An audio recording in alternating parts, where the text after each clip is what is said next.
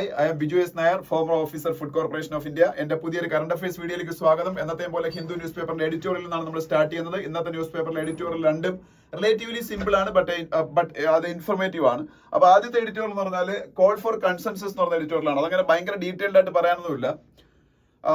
18ാം ലോക്സഭ ഇന്നലെ സ്റ്റാർട്ട് ചെയ്തു. ഇന്നലെ അല്ല, മിനിഞ്ഞാന്ന് സ്റ്റാർട്ട് ചെയ്തു. 24 ഓഫ് ജൂണിന് സ്റ്റാർട്ട് ചെയ്തു. പ്രോട്ടൈം സ്പീക്കർ ഇപ്പൊ എല്ലാരെയും എംപിമാരെയൊക്കെ സത്യപ്രതിജ്ഞ ചൊല്ലിപ്പിച്ചുകൊണ്ടിരിക്കുകയാണ്. അതാണല്ലോ പുള്ളിയുടെ പ്രധാനപ്പെട്ട ജോലി. നാളെ സ്പീക്കർ ഇലക്ഷൻ നടക്കുകയാണ്. ഇന്ന് സ്പീക്കർ ഇലക്ഷൻ നടക്കുകയാണ് 26-ന്.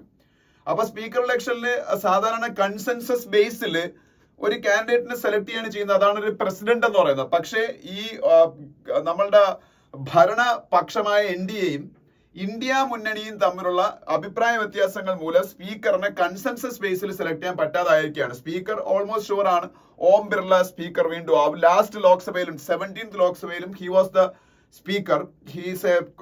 ഹീസ് ആൻ MP ഫ്രം കോട്ട കോൺസ്റ്റിറ്റ്യുവൻസി ഇൻ രാജസ്ഥാൻ. കോട്ട എന്നുള്ള MP ആണ്. അപ്പൊ ഇപ്രാവശ്യം അദ്ദേഹത്തിനാണ് സെലക്ട് ചെയ്തിരിക്കുന്നത് കാൻഡിഡേറ്റ് ആയിട്ട്. അപ്പം സാധാരണ ഒരു കീഴ്വഴക്കം എന്ന് പറയുന്നത് എപ്പോഴും ഡെപ്യൂട്ടി സ്പീക്കർ സ്ഥാനം. There is a speaker position and a deputy speaker position to assist the speaker as per the constitution of India. But in 2014, the Modi government, the first Modi government didn't give the opposition parties the position of deputy speaker. They gave that position to ADMK, an alliance partner of NDA at that time. In 2019, they never appointed a deputy speaker. Actually, that was against the Constitution of India. In our Constitution, it has been written that there should be a deputy speaker to assist speaker. But in 2019, the second Modi government never appointed a deputy speaker. Okay, now there will be a deputy speaker, that is sure. Since it is a coalition government, Modi government lost the brutal majority they enjoyed in 2014 and 2019. So definitely they are going to appoint a deputy speaker. Opposition parties avashyapettadu, you give us the deputy speaker position, we will support your candidate for the speaker's position. Then അപ്പോൾ അങ്ങനെയാണെങ്കിൽ ഒരു consensus candidate ആയിട്ട് ഓം ബിർളയ്ക്ക് select ആവാമായിരുന്നു. പക്ഷേ രാജ്നാഥ് സിംഗ്, ഇന്ത്യയുടെ defence minister, അദ്ദേഹമാണ് BJPയുടെ point മാൻ എന്ന് പറയുന്നത്. ഇപ്പോൾ ഓപ്പോസിഷൻ പാർട്ടീസുമായിട്ടൊക്കെ അദ്ദേഹം ഒരു കൺസെൻസസ് ബിൽഡർ ഒക്കെയാണ്. അദ്ദേഹം നല്ലൊരു ഒരു എന്താ പറയുക, സോഫ്റ്റ് സ്പോക്കൺ ആയിട്ടുള്ള ഒരാളാണ്. അതുകൊണ്ട് തന്നെ അദ്ദേഹമാണ് ഓപ്പോസിഷനുമായിട്ടൊക്കെ റീച്ച് ഔട്ട് ചെയ്യുന്നത് എപ്പോഴും. പക്ഷെ അദ്ദേഹത്തിന് അങ്ങനെ ഒരു വാഗ്ദാനം, അങ്ങനെ ഒരു പ്രോമിസ് ഓപ്പോസിഷൻ പാർട്ടീസിന് കൊടുക്കാൻ പറ്റിയില്ല. എനിക്ക് തോന്നുന്നു ടോപ്പ് ലീഡർഷിപ്പ്, അതായത് മോഡിയും അമിത്ഷായും ഒന്നും ആഗ്രഹിക്കുന്നില്ല. അത് തന്നെയാണ് കാരണം. അപ്പൊ എനിക്ക് തോന്നുന്നു ഇപ്രാവശ്യം ഡെപ്യൂട്ടി സ്പീക്കർ ഉണ്ടെങ്കിൽ അത് മിക്കവാറും അവരുടെ തന്നെ അലയൻസ് പാർട്ണറായ TDPക്കോ വല്ലതും പോകുമായിരിക്കും. അപ്പോൾ ആ ഒരു കീഴ്വഴക്കം അവർക്ക് താല്പര്യമില്ല. ഒപ്പോസിഷന് കൊടുക്കണം നിയമമൊന്നുമില്ല കേട്ടോ. അവർ കീഴ്വഴക്കമാണ്. നേരത്തെ പറഞ്ഞ ഇന്നലെ പ്രോട്ടോൺ സ്പീക്കറിന്റെ കാര്യം പറഞ്ഞ പോലെ. അപ്പൊ അവിടെ തന്നെ ആ ഒരു കൺസെൻസസ് ഇല്ലാതായി ഈ ഒപ്പോസിഷൻ പാർട്ടീസ്. അതുകൊണ്ട് കൊടിക്കുന്നിൽ സുരേഷ് MP സ്പീക്കർ പൊസിഷനിലേക്ക് മത്സരിപ്പിക്കുന്നത്. He's going to lose, that is obvious. But at the same time opposition wants to give A message to the NDA government that we are not going to B silent in the Lok Sabha. അതുകൊണ്ടാണ് അവർ ഇങ്ങനെ ഒരു സ്ഥാനാർത്ഥിയെ നിർത്തിയേക്കുന്നത്. അപ്പം consensus ബിൽഡിങ്ങിനാണ് പ്രാധാന്യം കൊടുക്കുന്നത്. നരേന്ദ്രമോദി, ഇന്ത്യയുടെ prime minister, അദ്ദേഹത്തിന്റെ ഈ പറഞ്ഞ 24th ലോക്സഭയുടെ പുതിയ സെഷൻ സ്റ്റാർട്ട് ചെയ്ത സമയത്ത് പറഞ്ഞെങ്കിലും അങ്ങനെ നല്ല കാര്യങ്ങളുടെ പോക്ക് എന്നാണ് ഈ എഡിറ്റോറിയലിൽ പറയുന്നത്.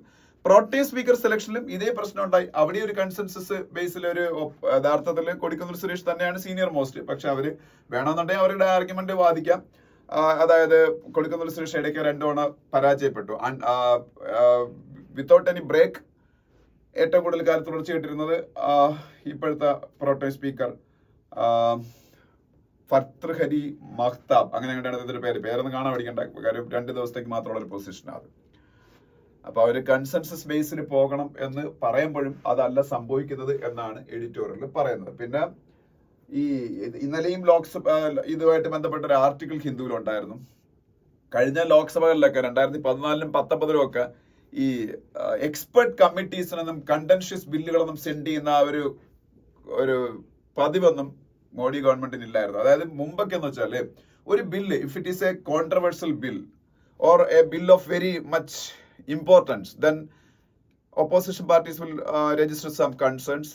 To address their concerns, എന്ത് ചെയ്യുമെന്ന് വെച്ചാൽ ഈ ഒപ്പോസിഷനും റൂളിംഗ് പാർട്ടീസും എല്ലാം കൂടെയുള്ള സെലക്ട് കമ്മിറ്റീസ് കാണും, അല്ലെങ്കിൽ സബ്ജക്ട് കമ്മിറ്റീസ് ഒക്കെ കാണും. ആ കമ്മിറ്റികളിലേക്ക് ഈ ബില്ലിനെ വിട്ടിട്ട് അവർ സ്റ്റഡി ചെയ്തിട്ട് അവരുടെ റെക്കമെൻഡേഷൻസും കൂടെ കൊടുത്ത് ഫൈനലി വളരെ പതുക്കെയാണ് ബില്ല് പാസ്സാക്കുന്നത്. But 2014 and 2019 such practices were seldom happened in Indian Parliament. Many of the bills were passed without proper consultation, without proper discussion എന്നൊക്കെയാണ് അന്നലെ പറഞ്ഞത്. അതൊക്കെ ഈ ജസ്റ്റ് പരാമർശിച്ച് പോകുന്നുണ്ട് എഡിറ്റോറിയൽ. ഇത്രയൊക്കെ ഉള്ളൂ, അല്ലാതെ ഈ എഡിറ്റോറിയലിൻ്റെ അകത്ത് ഇങ്ങനെ ഭയങ്കര ഭീകരമായിട്ടുള്ള കാര്യങ്ങളൊന്നുമില്ല ഡിസ്കസ് ചെയ്യാം. ഓക്കെ, ഇനി സെക്കൻഡ് എഡിറ്റോറിയൽ നിങ്ങൾ കുറച്ചുകൂടി അറിയേണ്ട എഡിറ്റോറിയലാണ്. കാര്യം ഇത് വീഡിയോ കാണുന്ന പലർക്കും ഇതിലെ സംഭവം അറിഞ്ഞുകൂടായിരിക്കും. ഞാൻ ആദ്യം പറഞ്ഞ ഒരു ഇതൊക്കെ നിങ്ങൾക്ക് അറിയാവുന്നതാണ്. ഇതെന്താണെന്ന് വെച്ചാൽ ജൂലിയൻ അസാഞ്ചിനെ കുറിച്ചാണ്. ജൂലിയൻ അസാഞ്ച്, ഞാനൊക്കെ ടെസ്റ്റ് ഒക്കെ എഴുതി എക്സാം ഒക്കെ എഴുതി പിന്നെ ജോലിയിലേക്ക് കയറിക്കൊണ്ടിരിക്കുന്ന സമയത്ത് വേൾഡിൽ ഭയങ്കര ഫേമസ് ആയിട്ടുള്ള ആളായിരുന്നു ജൂലിയൻ അസാഞ്ച് എന്ന് പറഞ്ഞത്. അദ്ദേഹം ഒരു വെബ്സൈറ്റ് ഡെവലപ്പ് ചെയ്തിട്ടുണ്ട്. ആ വെബ്സൈറ്റിന്റെ പേര് വിക്കി ലീക്സ് എന്നായിരുന്നു. വിക്കിപീഡിയ നിങ്ങൾക്ക് അറിയാം, അതുപോലെ വിക്കി ലീക്സ്. ഇതുവഴി അദ്ദേഹം എന്ത് ചെയ്തു എന്ന് ചോദിച്ചാൽ 2011-12 കാലഘട്ടത്തിൽ അമേരിക്കയുടെ ഒരുപാട് മിലിറ്ററി ആൻഡ് ഡിപ്ലോമാറ്റിക് രഹസ്യങ്ങൾ അദ്ദേഹം പബ്ലിഷ് ചെയ്തു ത്രൂ ദിസ് വെബ്സൈറ്റ്. അതിന് അദ്ദേഹത്തിനെ സഹായിച്ചത് ചെൽസിയ മാനിങ് എന്ന് പറയുന്ന ഒരു അമേരിക്കൻ മിലിറ്ററി അനലിസ്റ്റ് ആണ്. ചെൽസിയ മാനിങ് അവരൊന്നും പേരൊന്നും പഠിച്ചില്ലെന്നും കുഴപ്പമില്ല, ഇങ്ങനെ പേര് പഠിക്കണം. ജൂലിയൻ അസാഞ്ചിന്റെ ചെൽസിയ മാനിങ് എന്ന് പറയുന്ന ഒരു അമേരിക്കക്കാർ തന്നെയാണ് ഈ രഹസ്യങ്ങൾ ചോർത്താൻ അദ്ദേഹത്തിനെ സഹായിച്ച് ചോർത്തി കൊടുത്തത്.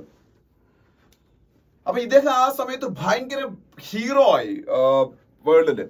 അമേരിക്ക പോലെ വേൾഡിലെ മോസ്റ്റ് പവർഫുൾ നേഷന്റെ ഒരുപാട് ഡിപ്ലോമാറ്റിക് ആയിട്ടുള്ള രഹസ്യങ്ങൾ, unclassified documents he was able to publish through a website and the world come to know about many of their diplomatic failures and എന്താ പറയുക അമേരിക്കയുടെ double standards. Everything was exposed before the world.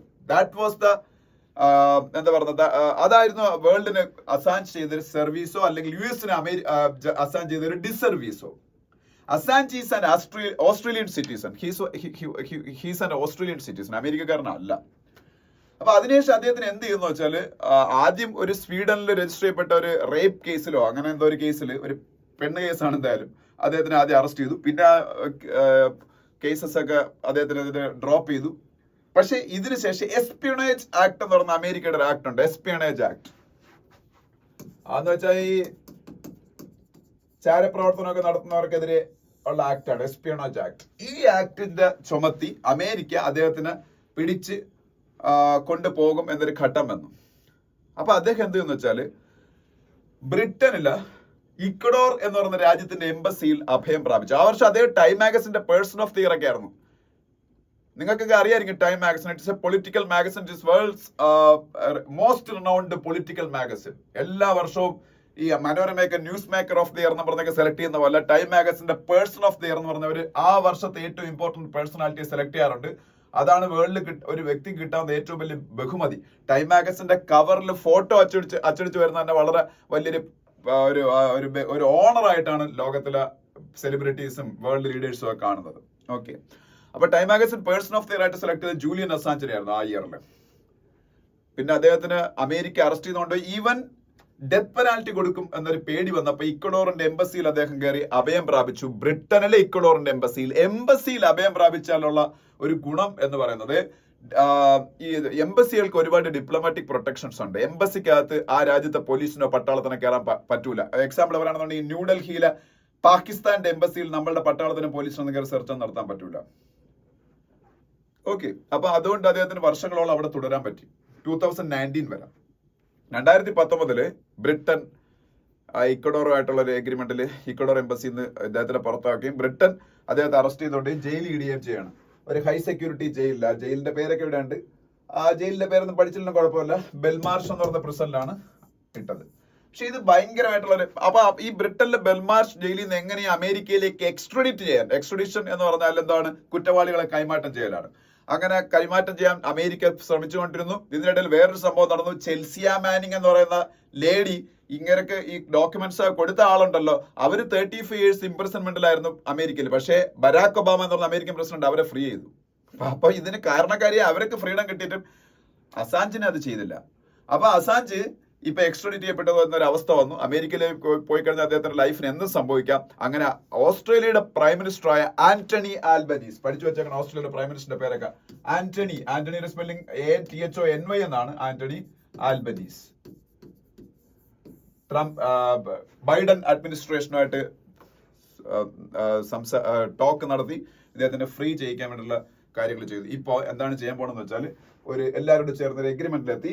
Julian Assange ഇപ്പോൾ release ചെയ്യപ്പെടാൻ പോവാണ്. പക്ഷെ അതിന് America അവരുടെ face രക്ഷിക്കാൻ വേണ്ടി, ഫേസ് പ്രൊട്ടക്ട് ചെയ്യാൻ വേണ്ടി എന്ത് ചെയ്യുന്നു വെച്ചാൽ, ഇവിടെ നിന്ന് ഈ പറഞ്ഞ ബെൽമാർഷ് പ്രിസണിൽ നിന്ന് അദ്ദേഹത്തിന് ഇന്നലെ US-ന്റെ അധീനതയിലുള്ള പസഫിക് ഓഷനിലുള്ള ഒരു ഐലൻഡ്, അവിടെ ഒരു ഐലൻഡിലേക്കാണെന്ന് എനിക്ക് തോന്നുന്നത്, നോർത്തേൺ മരിയാന ഐലൻഡ്സ്, US-ന്റെ ഒരു ടെറിട്ടറിയാണ് വെസ്റ്റേൺ പസഫിക്കിൽ. അവിടേക്ക് കൊണ്ടുപോയി അവിടെ ഒരു കോർട്ടൊക്കെ ഉണ്ട്. അവിടെ വെച്ച് അദ്ദേഹത്തിന് 5 years ഇംപ്രിസൺമെന്റിന് വിധിക്കും. അദ്ദേഹം ആദ്യം ജൂലിയൻ അസാഞ്ച് സമ്മതിക്കണം ഞാൻ എസ്പെണേജില് തെറ്റുകാരനാണെന്ന്. He should be pleaded guilty. After that he should be accepted his guilty, and after that the court will sentence him 5 years imprisonment, 5 years imprisonment, 5 വർഷം ഇംപ്രിസൺമെന്റ് കോടതി വിധിക്കും. പക്ഷേ ആ 5 വർഷം അദ്ദേഹം ഇപ്പോൾ ഓൾറെഡി പൂർത്തിയാക്കി കഴിഞ്ഞു ബ്രിട്ടനിലെ ഈ ബെൽമാർഷ് ജയിലിൽ. 2019 അറസ്റ്റ് ചെയ്തതല്ലേ, ബെൽമാർഷ് ജയിലിൽ കൊണ്ടിട്ടല്ലേ. ഇപ്പൊ 2025 years ആയി. അപ്പം അദ്ദേഹത്തിന് ആ ഒരു ജയിൽ ശിക്ഷ വാങ്ങിക്കൊണ്ട് പുറത്തിറങ്ങിപ്പോവാം. കാരണം എന്താ വെച്ചാൽ ജയിൽ ശിക്ഷ ഓൾറെഡി അനുഭവിച്ചു കഴിഞ്ഞു. മനസ്സിലായോ? അപ്പൊ ഇത് എല്ലാവരുടെയും ഫേസ് രക്ഷിക്കാനുള്ള ഒരു പരിപാടിയാണ്. പക്ഷെ ഇതിൽ ഒരു കാര്യം മനസ്സിലാക്കേണ്ടത്, ഹിന്ദു പറയുന്നത് യഥാർത്ഥത്തിൽ ജൂലിയൻ അസാഞ്ച് ഇത്രയും അനുഭവിക്കാൻ ഒരു തെറ്റും ചെയ്തില്ല. അദ്ദേഹം 10-13 വർഷമായിട്ട് ജയിലിലോ അല്ലെങ്കിൽ ഇക്വഡോറിന്റെ എംബസിയിലോ ഒക്കെ ഒരു കൺഫൈൻമെന്റിലായിരുന്നു.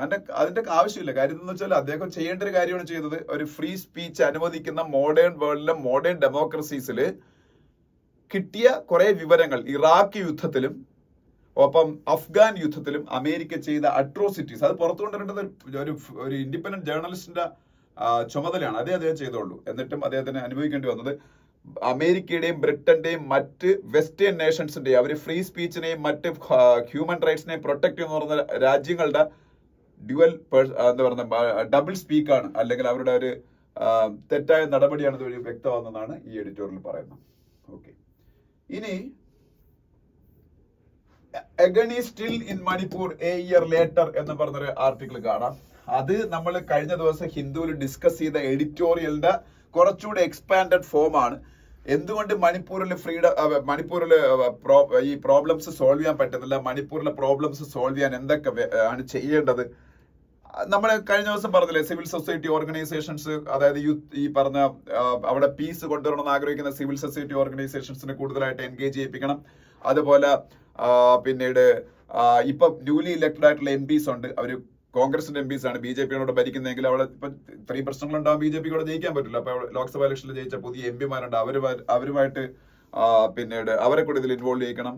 അതുപോലെ അവിടെ ഒരുപാട് ആംഡ് ഗ്രൂപ്പുകളുണ്ട്. അവിടുത്തെ കോൺസ്റ്റാബുലറിന്ന്, അവിടുത്തെ പോലീസുകാരെ നിന്നൊക്കെ അടിച്ചു മാറ്റിയ ആയുധങ്ങളും കൊണ്ടാണ്, ലൂട്ട് ചെയ്ത ആയുധങ്ങളും കൊണ്ടാണ് അവര് ഈ മണിപ്പൂരിൽ മുഴുവൻ പ്രശ്നങ്ങൾ ഉണ്ടാക്കുന്നത്. ആ ആയുധങ്ങളൊക്കെ അവരെന്ന് ശക്തമായി കോൺഫിസ്കേറ്റ് ചെയ്യാനുള്ള നടപടികൾ സ്വീകരിക്കുക. അതുപോലെ ഈ 2 Meitei community, Kuki community, 2 communities തമ്മിലാണ് അവിടുത്തെ പ്രശ്നം. ആ പ്രശ്നം പരിഹരിക്കാൻ വേണ്ടി അവർക്ക് വിശ്വസനീയമായിട്ടുള്ള നേതാക്കന്മാർ പരസ്പരം സംസാരിക്കുക. സെൻട്രൽ ഗവൺമെന്റ് പ്രൈം മിനിസ്റ്റർ ലെവലിൽ തന്നെ ഡയറക്ട്ലി, ഇപ്പോൾ അമിത്ഷായാണ് ഈ കാര്യങ്ങളെല്ലാം കോർഡിനേറ്റ് കൊണ്ട് ഇരിക്കുന്നത്. Because he's the home minister of India, because it is an internal problem of India. Home minister has to directly deal with the issue. So he is the person responsible for dealing with the issue.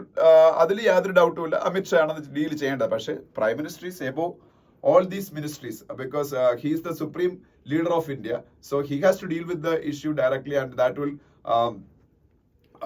will help to resolve the crisis എന്നുള്ള ഒരു അഭിപ്രായമുണ്ട്. പക്ഷെ മോഡി ഇന്നുവരെയും അതിനകത്ത് involve ആയിട്ടില്ല. അപ്പൊ ആ കാര്യങ്ങളൊക്കെയാണ് ആ എഡിറ്റോറിയൽ ഉണ്ടായിരുന്നത്. അതൊക്കെ തന്നെയാണ് ഇവിടെയും പറയുന്നത്. പിന്നെ ആർട്ടിക്കിൾ 355 ഇമ്പോസിഷൻ യഥാർത്ഥത്തില് അതിനെക്കുറിച്ചും കഴിഞ്ഞ ദിവസം എഡിറ്റോറിയൽ ഉണ്ടായിരുന്നു. ആർട്ടിക്കിൾ 355 എന്ന് പറയുന്ന സംഗതി യഥാർത്ഥത്തിൽ മണിപ്പൂരിൽ ഒഫീഷ്യലി ഡിക്ലെയർ ചെയ്തിട്ടില്ല. പക്ഷെ ആർട്ടിക്കിൾ 355 ഇഷ്യൂ ചെയ്തതുപോലെയാണ് ഒരു കാര്യങ്ങൾ നടക്കുന്നത്. അതെല്ലാം എൻ്റെ അത് പറഞ്ഞത്. ആർട്ടിക്കിൾ 355 എന്ന് പറയുമ്പോഴത്തേക്ക് പിന്നെ അവിടുത്തെ ലോ ആൻഡ് ഓർഡർ, അവിടുത്തെ പോലീസ് ഒന്നും അല്ല ചെയ്യേണ്ടത്. അവിടുത്തെ law and order completely central government ഏറ്റെടുക്കും. അതാണ് ആർട്ടിക്കിൾ 355 അകത്ത് പറയുന്ന കാര്യം. അപ്പം ഇപ്പൊ അവിടെ അങ്ങനെയാണ്. അവിടുത്തെ പ്രൊട്ടക്ഷൻ മിക്കവാറും ഒക്കെ പാരാമിലിറ്ററി ഫോഴ്സസും ആസാം റൈഫിൾസ് ഒക്കെ ചേർന്നാണ്. അപ്പം അതെല്ലാം ഇവിടെ പറയുന്നുണ്ട്. അതിനെക്കുറിച്ചുള്ള ഒരു ആർട്ടിക്കിളാണ് ഈ agony still in Manipur a year later എന്ന് പറയുന്ന ആർട്ടിക്കിൾ. പിന്നെ India needs the anchor of a national security strategy എന്ന് പറയുന്ന ആർട്ടിക്കിളുണ്ട്. ഇതിലും അങ്ങനെ ഡീറ്റെയിൽഡ് ആയിട്ടൊന്നും പറയാനൊന്നുമില്ല. ഇന്ത്യക്ക് ഒരു നാഷണൽ സെക്യൂരിറ്റി സ്ട്രാറ്റജി എന്ന് പറഞ്ഞ സംഭവം ഇല്ല. പല മോഡേൺ കൺട്രീസിനും എസ്പെഷ്യലി വേൾഡിലെ സൂപ്പർ പവേഴ്സിനൊക്കെ എല്ലാം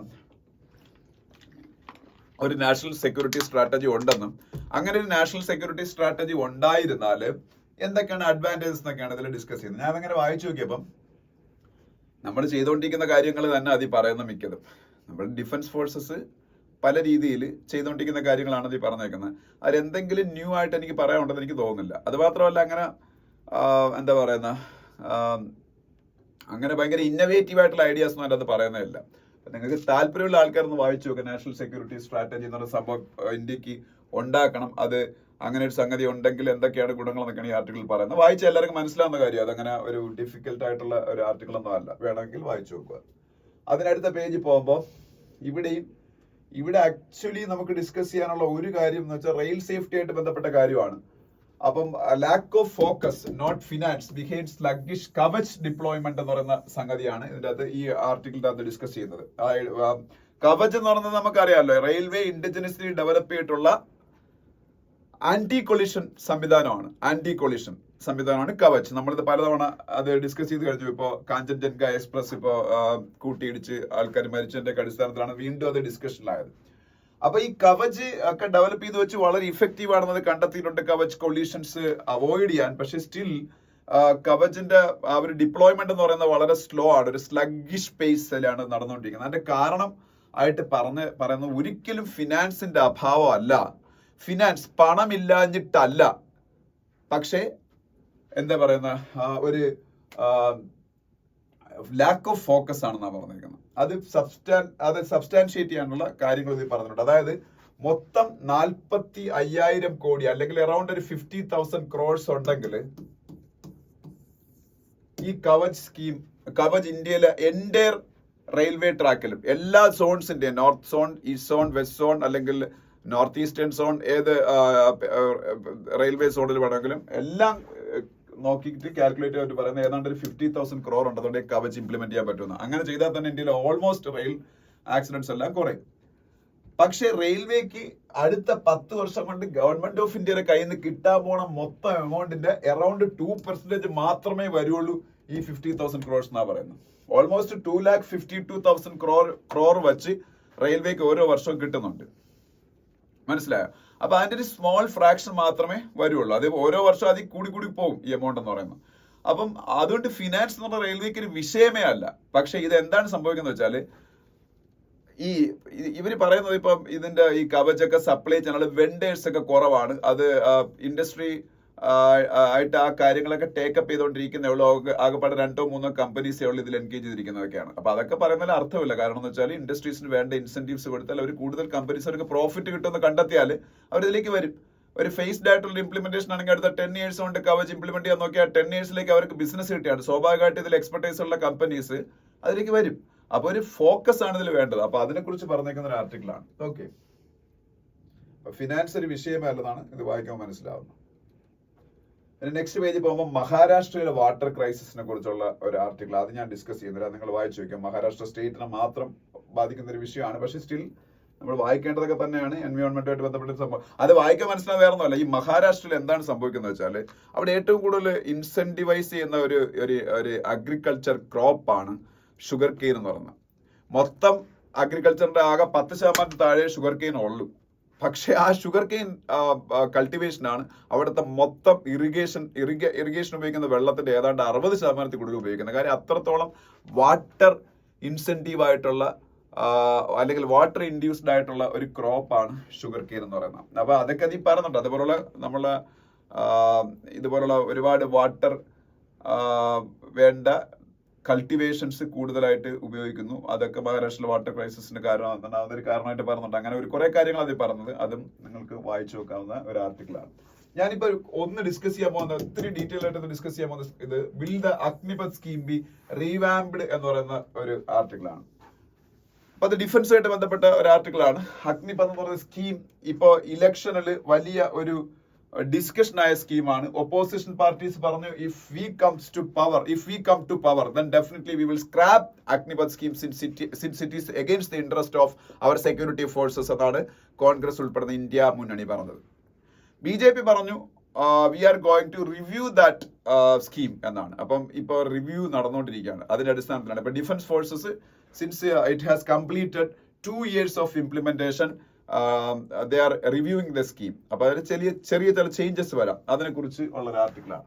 അപ്പൊ ഈ പഥ് സ്കീം എന്ന് പറയുന്ന സ്കീം ഇന്ത്യയിൽ നിലവിൽ വരുന്നത് June 14, 2022. അപ്പൊ കറക്റ്റ് 2 വർഷമായി. June 14, 2022 June 14, 2022 ഈ സ്കീം നിലവിൽ വരുന്നത്. അപ്പം ഈ സ്കീമിന്റെ അണ്ടറിൽ അഗ്നിപഥ് സ്കീം വരികയാണ്. അപ്പൊ ഈ സ്കീമിന്റെ അണ്ടറിൽ സെലക്ട് ചെയ്യുന്ന ആൾക്കാർ അഗ്നിവീഴ്സ് എന്നറിയപ്പെടും. എന്താ അറിയപ്പെടുക? അഗ്നിവീർ. ഇവര് ഏജ് ക്രൈറ്റീരിയ ഒക്കെ ഇവിടെ പറഞ്ഞത് 17.5 വയസ്സ് 17.5 years തൊട്ട് 21 years വരെയുള്ള ആൾക്കാരെയാണ് ഇതിലേക്ക് സെലക്ട് ചെയ്യുന്നത്.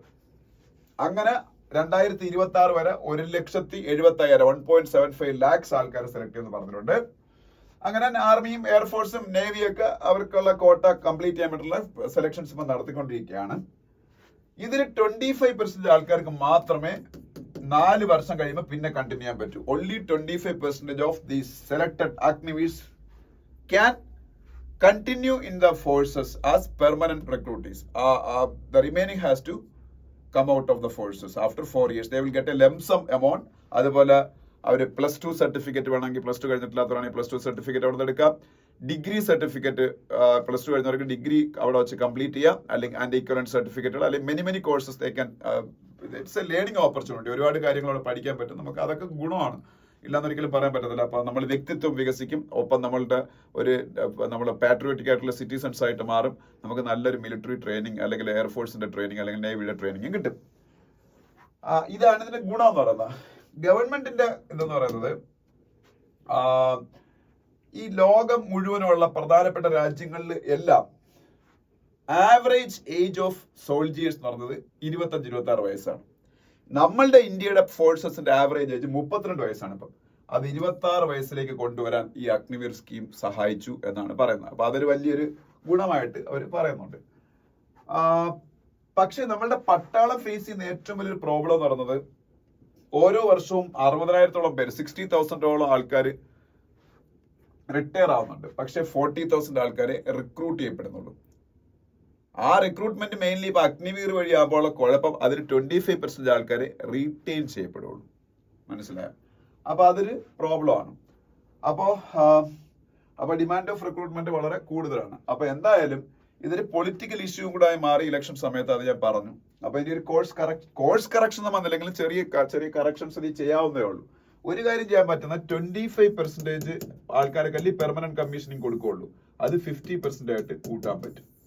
അങ്ങനെ ചെയ്യുമ്പോൾ തന്നെ കുറച്ചുകൂടെ ഫോഴ്സസിൽ ആൾക്കാരെ റീറ്റെയിൻ ചെയ്യാൻ പറ്റും. അതുപോലെ ഈ 21 വയസ്സ് വരെയുള്ള ഇപ്പൊ അപ്പർ ഏജ് ലിമിറ്റ് 21 വയസ്സ്, അത് 23 വയസ്സായിട്ട് കൂട്ടുക. അപ്പൊ കുറച്ചുകൂടെ ആൾക്കാർക്ക് അവസരം കിട്ടും. അങ്ങനെ കുറെ കാര്യങ്ങൾ ഇത് പറഞ്ഞിട്ടുണ്ട്. ഇത് അതൊക്കെ ഇപ്പം എന്തായാലും അതിനെക്കുറിച്ച് റിവ്യൂ നടക്കുകയാണ്. അപ്പൊ ഇതാണ് അഗ്നിപഥ് സ്കീമായിട്ട് ബന്ധപ്പെട്ട കുറച്ച് കാര്യങ്ങളൊക്കെയാണ് ഈ ആർട്ടിക്കിളിലുള്ളത്. ഇനി അടുത്ത പേജിൽ ഞാൻ ഓൾറെഡി ഇതാണ് ജൂലിയൻ അസാഞ്ചിന്റെ റിലീസുമായിട്ട് ബന്ധപ്പെട്ട കാര്യങ്ങളാണ്. നമ്മൾ ഓൾറെഡി ഡീറ്റെയിൽഡ് ആയിട്ട് എഡിറ്റോറിയൽ പറഞ്ഞതുകൊണ്ട് ഞാൻ ഇത് പറയുന്നില്ല.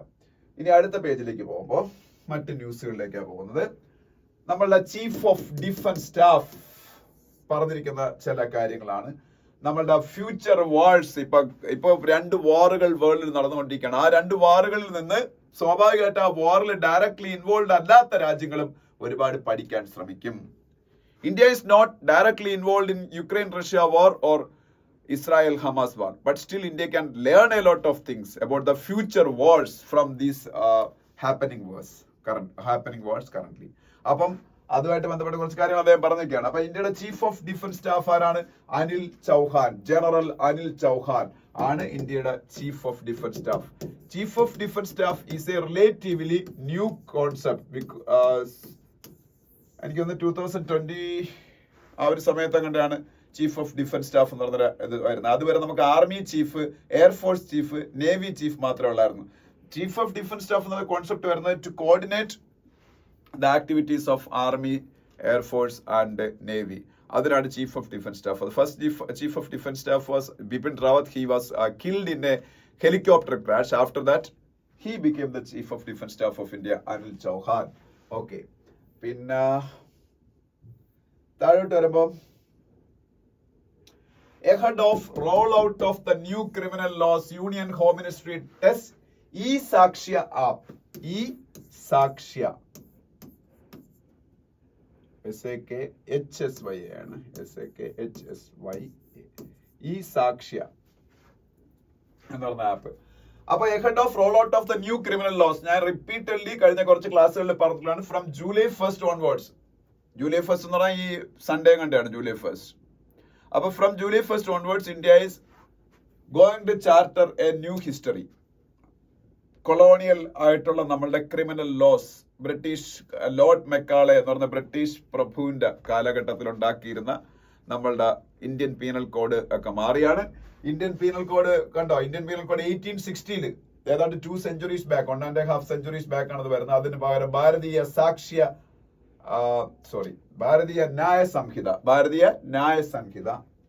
അതുപോലെ 1872 തന്നെ വരുന്ന ഇന്ത്യൻ എവിഡൻസ് ആക്ടിന് പകരം ഭാരതീയ സാക്ഷ്യ അധിനിയം. പിന്നെ criminal procedure code of criminal procedure 1898 പകരം ഭാരതീയ നാഗരിക് സുരക്ഷാ സംഹിത. ഇങ്ങനെ 3 സംഭവങ്ങൾ വരാൻ പോയാണ്. അപ്പൊ ജൂലൈ 1st തൊട്ട് നിലവിൽ വരുമ്പോൾ പോലീസുകാർക്ക് യൂസ് ചെയ്യാൻ വേണ്ടിയുള്ള ഒരു ആപ്പ് ഡെവലപ്പ് ചെയ്തേക്കാണ് ഈ സാക്ഷ്യ ആപ്പ്. അത് സംഭവം എന്താണെന്ന് വെച്ചാല് ഈ തൊണ്ടി മുതലും അങ്ങനെയുള്ള കാര്യങ്ങളൊക്കെ ഉണ്ടല്ലോ, അത് ഈ ക്രിമിനൽ ആക്ടിവിറ്റീസുമായിട്ട് ബന്ധപ്പെട്ട ഇങ്ങനെയുള്ള കാര്യങ്ങളെല്ലാം വീഡിയോഗ്രാഫ് ചെയ്ത് 4 മിനിറ്റിൽ താഴെയുള്ള വീഡിയോകളായിട്ട് ഈ ആപ്പിന്റെ അകത്ത് അപ്ലോഡ് ചെയ്യണം. അപ്പൊ ഒരു വീഡിയോ റെക്കോർഡിംഗ് തെളിവ് വേണം. അപ്പൊ അത് കൂടുതൽ ഫുൾ പ്രൂഫ് ആക്കാൻ വേണ്ടിയിട്ടാണ്. അപ്പൊ BNSS mandates, ഭാരതീയ നാഗരിക് സുരക്ഷാ സംഹിത mandate compulsory audio visual recording of search and seizure in each criminal case. അത് എന്നിട്ട് ഈ ആപ്പിന്റെ അകത്ത് അപ്ലോഡ് ഒക്കെ ചെയ്യണം. അങ്ങനെ കുറെ കാര്യങ്ങൾ FIR ഒക്കെ ഇടുമ്പോഴത്തേക്ക് ഇതെല്ലാം വേണം. അപ്പൊ അതിനാണ് ഈ സാക്ഷ്യ. അത് പഠിച്ചു വെച്ചേക്കുക. അതായത് ഹോം മിനിസ്ട്രി അണ്ടറില്ല. കാര്യം ഇതൊക്കെ ഇംപ്ലിമെന്റ് ചെയ്യേണ്ട ഹോം മിനിസ്ട്രി ആണ്. Urban affairs ministry to revamp affordable housing scheme. Urban affairs ministry affordable housing scheme revamp ചെയ്യാൻ പോകുന്ന ഒരു ഇത് കാണാം. അത് അഫോർഡബിൾ ഹൗസിംഗ് സ്കീം എന്ന് പറഞ്ഞാൽ PMAY എന്നാണ് ആ സ്കീമിന്റെ പേര്. PMAY. നിങ്ങൾ തിയേറ്ററിലൊക്കെ സിനിമ കാണാൻ പോകുമ്പോഴൊക്കെ ഇത് സ്കീമിനെ കുറിച്ച് കണ്ടിട്ടുണ്ടായി. പ്രധാനമന്ത്രി ആവാസ് യോജന PMAY. അതിന്റെ R ഉണ്ട്, അതിന്റെ U ഉണ്ട്. R means PMAY റൂറൽ ഏരിയാസിൽ പക്ക ഹൗസസ് കൺസ്ട്രക്ട് ചെയ്ത് കൊടുക്കണം for houseless people. And in urban areas also, government of India wants to build pakka houses for the houseless people. In that way, by 2024 December, government of India wants to give houses to all the houseless people, but it's not going to happen because 2024 December is fast approaching, just 6 months away from the target date. But still that process is a work in progress എന്നേ പറയാൻ പറ്റും. ഒരുപാട് ആൾക്കാർക്ക് പുതുതായിട്ട് houses കിട്ടുന്നുണ്ട്. ഇപ്പൊ തന്നെ 3 crore houses ഇപ്പൊ ഗവൺമെന്റ് അലോക്കേറ്റ് ചെയ്തിട്ടുണ്ട് ഈ സ്കീമിന്റെ അണ്ടറിൽ. പുതുതായിട്ട് ഇപ്പൊ ഗവൺമെന്റ് തേർഡ് മിനിസ്ട്രി അധികാരത്തിൽ വന്നതിന് ശേഷം. പക്ഷെ ഇനിയും ഒരു സമയം എടുക്കും. എന്തായാലും 2024 ഇന്ത്യയിൽ എല്ലാ ആൾക്കാർക്കും വീട് ഉണ്ടാവാൻ പോണില്ല. ഇങ്ങനെ 2 സ്കീമിന്റെ കാര്യം എന്താ, റൂറൽ ഏരിയയിലെ ക്രൈറ്റീരിയ വെച്ച് അർബൻ ഏരിയയിൽ വീട് കൊടുക്കാൻ പറ്റത്തില്ല. കാര്യം ഇവിടെ അർബൻ ഏരിയയിലെ വീടൊക്കെ ഉണ്ടാക്കണമെങ്കിൽ കോസ്റ്റ്ലി അല്ലേ. അപ്പൊ അതനുസരിച്ചുള്ള സ്കീമിന് മാറ്റം വരുത്തണം. അപ്പൊ അതിന് കുറെ മാറ്റങ്ങളൊക്കെ ഉണ്ട്. Urban affairs housing and urban affairs ministry ആണ് PMAY നടപ്പാക്കുന്നത്. പ്രധാനമന്ത്രി ആവാസ് യോജന അർബൻ നടപ്പാക്കണം. അപ്പൊ അതുമായിട്ട് ബന്ധപ്പെട്ട കുറച്ച് കാര്യങ്ങളാണ്. ഓക്കെ, നെക്സ്റ്റ് പേജിലേക്ക് പോകുമ്പോൾ Rahul Gandhi to be leader of opposition in Lok Sabha. Rahul Gandhi is taking a constitutional position for the first time. LOP leader of opposition in Lok Sabha എന്ന് പറയുന്നത് ഇറ്റ്സ് എ കോൺസ്റ്റിറ്റ്യൂഷണൽ പൊസിഷൻ. മനസ്സിലായോ? ക്യാബിനറ്റ് മിനിസ്റ്ററിന്റെ പവറും റാങ്കും ഒക്കെ ഉള്ള എല്ലാ പ്രിവിലേജസും ഉള്ള ഒരു കോൺസ്റ്റിറ്റ്യൂഷണൽ പൊസിഷനാണ് ലീഡർ ഓഫ് ഒപ്പോസിഷൻ എന്ന് പറയുന്നത്. ഇപ്പൊ രാഹുൽ ഗാന്ധി അത്തരത്തിലുള്ള കോൺസ്റ്റിറ്റ്യൂഷണൽ പൊസിഷൻസ് ഒന്നും ഇന്ന് വരെയും ടേക്കപ്പ് ചെയ്തിട്ടില്ല. പക്ഷേ ആദ്യമായിട്ട് ലോക്സഭയുടെ ഞാൻ പറഞ്ഞു കഴിഞ്ഞ ലോക്സഭയിൽ ഒപ്പോസിഷനിലായിരുന്നു, ഒപ്പോസിഷൻ ലീഡറിലായിരുന്നു, അതിന്റെ അങ്ങേ ലോക്സഭയിൽ ഒപ്പോസിഷൻ ലീഡർ ഇല്ലായിരുന്നു. കാര്യം എന്താണ്? As per the constitution of India, an opposition party will become eligible for the opposition leader status if they win at least 10% of the total number of seats in Lok Sabha. So total number of seats എന്ന് പറഞ്ഞാൽ 540 ആണ്. 10% എന്ന് പറഞ്ഞാൽ 54 ആണ്. 54 കഴിഞ്ഞ 2 തവണയും Congress win ചെയ്തില്ലായിരുന്നു. But now they won 99 seats. That's why they are able to get the post of opposition leader. Rahul Gandhi എങ്ങനെ പെർഫോം ചെയ്ത് നമുക്ക് നോക്കാം. നന്നായിട്ട് പെർഫോം ചെയ്താൽ അടുത്ത തവണ ഇലക്ഷനിൽ അവർക്ക് അധികാരത്തിൽ വരാൻ പറ്റും. ഓക്കെ, പിന്നെ വേറെ ഒന്നും അവിടെ പറയാനില്ല. ഇനി നെക്സ്റ്റ് പേജിലേക്ക് പോകുമ്പോൾ 2-3 കാര്യങ്ങൾ നിങ്ങളുടെ പറഞ്ഞുതരാണ്ട്. ഒന്നെന്ന് വെച്ചാൽ defence ministry signs 350th contract under IDEX. Defence മിനിസ്ട്രിയുടെ അണ്ടറിലുള്ള ഒരു പദ്ധതിയാണ് IDEX. അത് മാത്രമാണ് എനിക്ക് നിങ്ങൾക്ക് പറഞ്ഞു തരാനുള്ളത്. അല്ലാതെ അവർ 130th കോൺട്രാക്ട് സൈൻ ചെയ്തെന്ന് പറഞ്ഞിട്ടുണ്ട്. IDEX എന്ന് പറഞ്ഞാല് innovations for defence excellence. IDEX എന്താണ്? And expansion innovations for defence excellence. IDEX innovations for defence excellence. ഇത് 2018 അല്ലെങ്കിൽ 19 വരുന്നത്. നിങ്ങൾ നോക്കണം, 2018 എന്റെ വിശ്വാസം. എന്റെ ഉദ്ദേശം വേറൊന്നുമല്ല, നടപ്പാക്കാനായിരുന്നു ആദ്യം പറയാം. DIO ആണ്. DIOയുടെ expansion defence innovation organisation. Defence മിനിസ്ട്രിയുടെ അണ്ടറിലാണ് DIO പ്രവർത്തിക്കുന്നത്, defence innovation organisation. They are the implementing agency under the defence ministry this IDEX scheme. അപ്പൊ IDEX സ്കീം എന്താണ് അവർ ഉദ്ദേശിക്കുന്നതാണെന്ന് പറയാം. പേര് തന്നെ പറയുന്നുണ്ടല്ലോ, ഇന്നവേഷൻസ് ഫോർ ഡിഫൻസ് എക്സലൻസ്. ഡിഫൻസിനെ, ഇന്ത്യൻ ഡിഫൻസിനെ കൂടുതൽ ഇന്നവേറ്റീവ് ആയിട്ട് മാറ്റുന്ന ഐഡിയാസുമായിട്ട് നിങ്ങൾ വരൂ.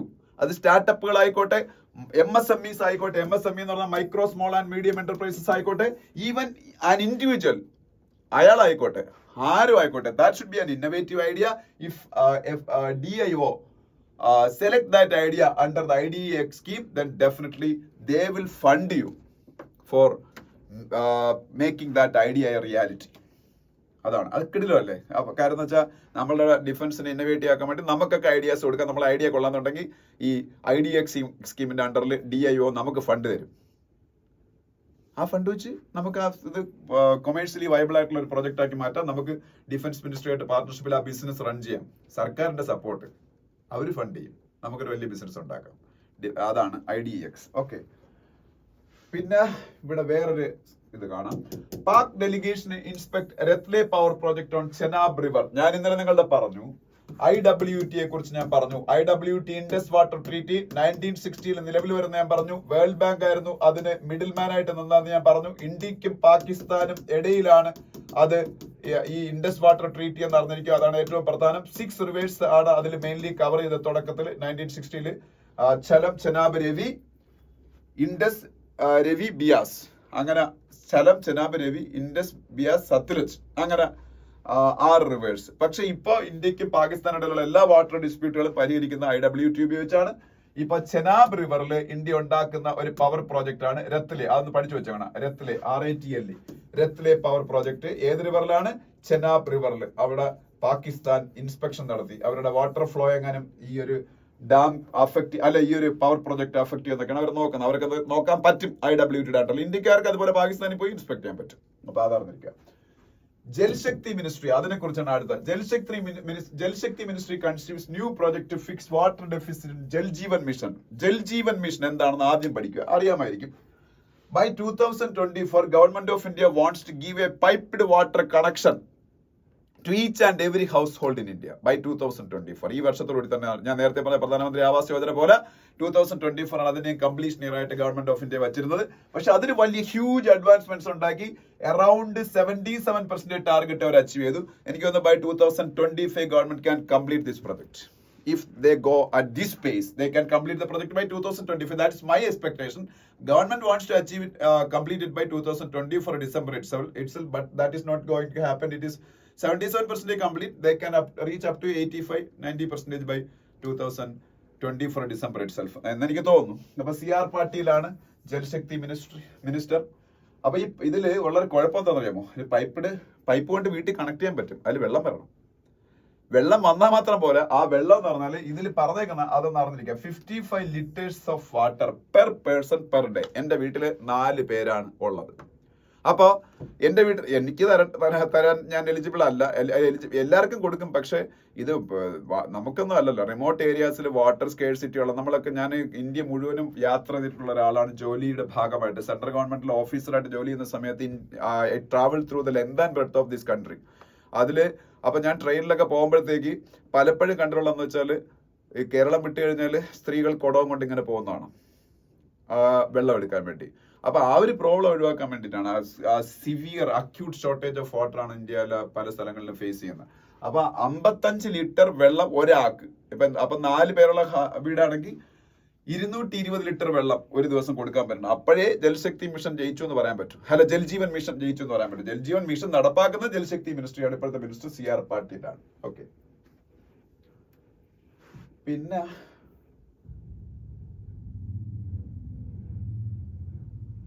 NTA റിഫോമിന് വേണ്ടി അപ്പോയിന്റ് ചെയ്ത 7 മെമ്പർ പാനലിന്റെ ഹെഡ് ആരാണ്? ഞാൻ പറഞ്ഞാണ്, K. രാധാകൃഷ്ണൻ, ഇന്ത്യയുടെ പഴയ ISRO ചെയർമാൻ. അത് ഞാൻ പറഞ്ഞാണ്. പിന്നെ ഓക്കെ, ഇത്രയേ ഉള്ളൂ. അതിനടുത്ത പേജ് പോകുമ്പോ, water stress can hurt credit profile എന്ന് പറഞ്ഞാൽ അതൊന്നും കൂടുതൽ ഡീറ്റെയിൽ ആയിട്ട് ഇപ്പൊ പറയേണ്ട കാര്യമില്ല. മൂഡീസ് എന്ന് പറയുന്ന റേറ്റിംഗ് ഏജൻസി പറഞ്ഞേക്കുന്നു ഇന്ത്യ ഭയങ്കരമായിട്ടുള്ള വേഗതയിൽ ഡെവലപ്പ് ആയിക്കൊണ്ടിരിക്കുകയാണ്. India is the fastest growing economy in the world, and last financial year India grew at the rate of 8.2%, and this year also India is going to touch around that figure. Maybe 8 or 8.8 in the cross here. Almost all the agencies are predicting that India will grow at the rate of 7% this year. Last year conservative ആയിട്ട് predict ചെയ്യുള്ളൂ. Most probably we will outperform, അല്ലെങ്കിൽ ആ ഒരു പ്രഡിക്ഷനെ നമ്മൾ break ചെയ്യാൻ chance ഉണ്ട്. അപ്പോൾ 8% വരാൻ ഗ്രോത്ത്. അപ്പോൾ it is the fastest growing economy in the world. Our economy is the fastest growing economy in the world. പക്ഷെ ആ ഗ്രോത്തിനെ അബ്സോർബ് ചെയ്യാനുള്ള റെസിലിയൻസ്, ഇൻഫ്രാസ്ട്രക്ചർ ഫെസിലിറ്റി, അതൊക്കെ നമുക്ക് ഉണ്ടോ എന്നുള്ള കാര്യമാണ് പ്രശ്നം. റാപ്പിഡ് അർബനൈസേഷൻ നടന്നുകൊണ്ടിരിക്കുക ഇന്ത്യയിൽ. റാപ്പിഡ് അർബനൈസേഷൻ നടക്കുന്ന അതേ വേഗതയിൽ ഇന്ത്യയുടെ അണ്ടർ വാട്ടർ ആ ഒരു ലെവലൊക്കെ ഗ്രൗണ്ട് വാട്ടർ ലെവലൊക്കെ ഡിപ്ലീറ്റ് ചെയ്തുകൊണ്ടിരിക്കുകയാണ്. അത് water scarcity, severe water scarcity ഇന്ത്യയിലെ ബിഗ് സിറ്റീസിലും സ്മോൾ സിറ്റീസിലും ഒക്കെ ഉണ്ടായിക്കൊണ്ടിരിക്കുന്നു. ബംഗളൂരും ഡൽഹിയും ഒക്കെ വാട്ടർ സ്കേഴ്സിറ്റിയുടെ പേരിൽ നൊട്ടോറിയസ് ആയിക്കൊണ്ടിരിക്കുന്നു. അത് ഇന്ത്യയുടെ ഗ്രോത്ത് റേറ്റിനെ ബാധിക്കാം, ഇന്ത്യയുടെ ഇൻഡസ്ട്രീസിനെ ബാധിക്കൂല്ലോ ഒബിയസ്ലി. അപ്പം ഗ്രോത്ത് റേറ്റിനെ ബാധിക്കാം. അത് ഫൈനലി ഇന്ത്യയുടെ ക്രെഡിറ്റ് റേറ്റിംഗിനെയും ബാധിക്കാം. ക്രെഡിറ്റ് റേറ്റിംഗ് കൊടുക്കുന്ന ആൾക്കാരാണ് ഈ മൂഡീസും സ്റ്റാൻഡേർഡ് ആൻഡ് പൂറും ഫിച്ചും എന്നൊക്കെ പറയുന്നത്. അതൊക്കെ അമേരിക്കൻ കമ്പനീസ് ആണ്. പിന്നെന്താണ്, ഇന്ത്യയുടെ external debt rises $39.7 billion year on year to $60. ഇത് പറഞ്ഞേക്കുന്നത് ഇന്ത്യയുടെ മൊത്തം വിദേശ കടമാണ് കേട്ടോ. $663.8 ബില്യൺ ആണ് ഇതുവരെയുള്ള ഇന്ത്യയുടെ വിദേശ കടം. അത് ഈ വർഷം $39.7 ബില്യൺ കൂടിയത്. പക്ഷെ അത് നമ്മൾ പേടിക്കേണ്ട ഒരു ആവശ്യമില്ല. കാര്യം നമ്മൾ ഡെറ്റ് ടു GDP റേഷ്യോ എന്ന് പറഞ്ഞ ടേം നോക്കും. Debt to GDP ratio, debt to GDP ആയിട്ട് കമ്പയർ ചെയ്യുമ്പോൾ നമ്മളുടെ ഡെറ്റ് 19% ആയിരുന്നു. ഡെറ്റ് ടു GDP റേഷ്യോ എന്ന് പറഞ്ഞാൽ കഴിഞ്ഞ വർഷം അത് 18.7% ആയിട്ട് കുറയ്ക്കാൻ പറ്റും നമുക്ക്. ഓരോ വർഷം ഇത് കുറച്ചുകൊണ്ട് വന്നാൽ മതി. എല്ലാ രാജ്യങ്ങൾക്കും ഡെറ്റ് ഉണ്ട്, ഈവൻ അമേരിക്കയ്ക്കും ഡെറ്റ് ഉണ്ട്. ആ ഡെറ്റ് ടു GDP റേഷ്യോ എപ്പോഴും കുറച്ചുകൊണ്ടുവരണം. അതാണ് വേണ്ടത്. പിന്നെ അടുത്ത പേജിലേക്ക് പോകുമ്പോൾ, കെനിയൻ പാർലമെന്റിൽ ഇന്നലെ ഒരു അറ്റാക്ക് നടന്നു. അതിൽ 5 പേര് മരിച്ചു. Kenya is an African country. കെനിയയുടെ ക്യാപിറ്റൽ നെയ്റോബിയാണ്. കെനിയയുടെ ക്യാപിറ്റൽ ഏതാണ്? നെയ്റോബി. കെനിയയുടെ NAIROBI ആണ് ഞാൻ എഴുതിയേക്കുന്നത്. എന്റെ ഹാൻഡ് റൈറ്റിംഗ് കുറച്ച് വൃത്തിയിട്ടതായതുകൊണ്ടാണ് നിങ്ങൾക്ക് വായിക്കാൻ പറ്റുന്നത്. NAIROBI. കെനിയയുടെ പ്രസിഡന്റിന്റെ പേര് വില്യം റൂട്ടോ എന്നാണ്. വില്യം റൂട്ടോ അങ്ങനെയാണെന്ന് തോന്നുന്നു. ഒരു സെക്കൻഡ്. William Ruto. RUTO ആണ്. ഞാൻ RUTTO ആണ് എഴുതിയേക്കുന്നത്. RUTO ആണ്. പിന്നെ ഇന്ത്യക്ക് കൂടെ കുറച്ച് പ്രോബ്ലം ഉണ്ടാക്കുന്ന ഒരു സ്റ്റേറ്റ്മെന്റ് നേപ്പാളിന്റെ പ്രൈം മിനിസ്റ്റർ പറഞ്ഞേക്കുന്നത്. നേപ്പാളിന്റെ പ്രൈം മിനിസ്റ്റർ ഈസ് പ്രചണ്ഡ എന്നാണ് അദ്ദേഹത്തിന്റെ പേര്. അല്ല, അദ്ദേഹത്തിനെ വിളിക്കുന്നത്. പക്ഷെ യഥാർത്ഥ പേര് പുഷ്പ കമൽ ദഹൽ എന്നാണ്. Pushpa Kamal Dahal is the real name of Nepali prime minister, but he's known as Prachanda. അദ്ദേഹം ഇന്നലെ അദ്ദേഹത്തിന്റെ രാജ്യത്തിന്റെ അതിർത്തികളെ കുറിച്ച് പറഞ്ഞപ്പോ കാലാപാനി എന്ന് പറഞ്ഞ പ്രദേശം അവരുടേതാണെന്ന് അവർ പറഞ്ഞത്. കാലാപാനി നിങ്ങൾ പറയുന്ന മോഹൻലാലിന്റെ ഒരു സിനിമയുണ്ട്. അത് ആൻഡമാനിലെ ഒരു ജയിലിന്റെ പേര്. ആ കാലാപാനി അല്ല. Kalapani is A geographical area in India, located in Uttarakhand. Now it is a part of India, but Nepal is actually claiming that territory is their own. അപ്പം അവർ പാർലമെന്റിലും ഒക്കെ അവിടുത്തെ പ്രൈം മിനിസ്റ്റേഴ്സ് ഒക്കെ അങ്ങനെയാണ് പറയുന്നത്. അപ്പം അത് മാത്രമല്ല, ഇത് ഈ വേറെ കുറെ പ്രദേശങ്ങൾ അതൊക്കെ ചൈനയിലാണ്. ചൈനയിലെ ചില പ്രദേശങ്ങൾ അവരെയാണെന്നാണ് പറഞ്ഞത്. അപ്പൊ ചൈന എന്നാണ് എന്റെ പേരിൽ അവരുമായിട്ട് കുറച്ച് ഇഷ്യൂ ഒക്കെ ആയി. അപ്പൊ എന്തായാലും ഇന്ത്യക്ക് മാത്രമല്ല ഈ വിഷയം, നേപ്പാളുമായിട്ട്. ഓക്കെ. പിന്നെ ICC issues arrest warrants for Russian army chief ex minister എന്നൊരു ന്യൂസ് ആണ്. ICC international criminal court Russian president Vladimir Putin against ആയിട്ട് ഓൾറെഡി അവർ അറസ്റ്റ് വാറന്റ് ഡിക്ലെയർ ചെയ്തിട്ടുണ്ട്. ICC international criminal court. ഇത് UN കോർട്ടാണ്. എന്തിനായിരിക്കും ഈ അവർ അറസ്റ്റ് വാറന്റ് ഡിക്ലെയർ ചെയ്തത്? Because of the atrocities they committed against humanity during the Ukraine-Russian war. Ukraine-Russian warന്റെ സമയത്ത് കമ്മിറ്റ് ചെയ്ത അട്രോസിറ്റീസ് അഗേൻസ്റ്റ് ദ ഹ്യൂമാനിറ്റി. അതിന്റെ പേരിലാണ് പുടിൻ അഗേൻസ്റ്റ് ആയിട്ട് ഈ പറഞ്ഞ അവിടുത്തെ ആർമി ചീഫിന് അഗേൻസ്റ്റ് ആയിട്ടൊക്കെ. ഒരു കാര്യമില്ല, അറസ്റ്റ് വാറന്റ് പുറപ്പെടുവിച്ചിട്ട് കുറെ കാലം ഇതൊരിക്കലും അവരെ അങ്ങനെ തൊടാൻ പറ്റൂല. അപ്പൊ എന്തായാലും ICC UN കോർട്ടാണ്. ICJയും UN കോർട്ടാണ്. ഇന്റർനാഷണൽ കോർട്ട് ക്രിമിനൽ കോർട്ട് ഇത്, ഇന്റർനാഷണൽ കോർട്ട് ഓഫ് ജസ്റ്റിസ് ഇത്. Headquarters Hague, HAGUE. Hague എവിടെയാണ്? നെതർലാൻഡ്സിലാണ്. നെതർലാൻഡ്സ്. പിന്നെ ചൈന മൂണിന്റെ ഫാർ സൈഡിൽ പോയിട്ട് അവരുടെ ഒരു പ്രോബ് പോയിട്ട് അവിടെ നിന്ന് സാമ്പിൾസ് കളക്ട് ചെയ്ത് തിരിച്ചു വന്നു. സക്സസ്ഫുള്ളി ഇവർ ലാൻഡ് ചെയ്തു. ആ പ്രോബ് അറിഞ്ഞിരിക്കണം. മൂണിന്റെ ഫാർ സൈഡിൽ പോയി അവിടുത്തെ സാമ്പിൾസ് കളക്ട് ചെയ്ത ചൈനയുടെ പ്രോബിന്റെ പേര് Chang'e-6. Chang'e എന്നാണ് ചൈനയുടെ മൂൺ പ്രോബ് എല്ലാം അറിയപ്പെടുന്നത്. CHANG''E Chang'e. ഇത് 6 ആണ്. 6th മിഷൻ ആയതുകൊണ്ടാണ് Chang'e-6. പിന്നെ സ്പോർട്സിലേക്ക് പോകുമ്പോൾ Copa America football tournament US നടന്നുകൊണ്ടിരിക്കുന്നു. Copa America T20 world cup ഏതാണ്ട് ഫൈനൽ സ്റ്റേജിലേക്ക് എത്തിക്കൊണ്ടിരിക്കുന്നു. സെമി ഫൈനലാണ് നാളെ ഇന്ത്യക്ക്. പിന്നെ യൂറോ കപ്പ് ജർമ്മനിയിൽ നടന്നുകൊണ്ടിരിക്കുന്നു. ഇതൊക്കെ തന്നെയാണ് എല്ലാ ദിവസത്തെ കാര്യങ്ങൾ തന്നെ, അല്ലാതൊന്നും പറയാനില്ല. ഇത്രയാണ് ഇന്നത്തെ. പിന്നെ വേറെ കാര്യങ്ങൾ പറയാനുള്ള പിന്നെ റഷ്യൻ പ്രസിഡന്റിനെ മീറ്റ് ചെയ്യാൻ വേണ്ടി ഇന്ത്യയുടെ പ്രൈം മിനിസ്റ്റർ മോഡി, അതായത് ഇന്ത്യ റഷ്യ ബയലാട്രൽ സമ്മിറ്റ് ഉടനെ നടക്കും. മിക്കവാറും ഈ മാസം തന്നെ നടക്കും, നെക്സ്റ്റ് മന്തിൽ ജൂലൈയിൽ. അപ്പം for the last 2 to 3 years India Russia bilateral summit is not taking place because of many reasons. അപ്പൊ അത് വീണ്ടും നടക്കാൻ പോയി. അതിനെക്കുറിച്ച് ന്യൂസ് കാണാം. പിന്നെ ഇവിടെ ഒന്നും പറയാനൊന്നുമില്ല.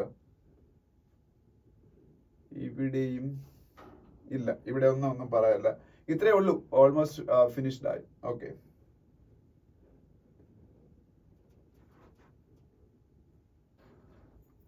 അപ്പൊ ഇന്നത്തെ ഹിന്ദു ന്യൂസ് പേപ്പർ നമ്മൾ ഡിസ്കസ് ചെയ്ത് കഴിഞ്ഞിരിക്കുകയാണ്. അപ്പോൾ എല്ലാവരും ന്യൂസ് കണ്ട് നോട്ട്സ് ഒക്കെ എഴുതിയെടുത്തിട്ട് ഫീഡ്ബാക്ക് ഒക്കെ പറയുക. Thank you so much.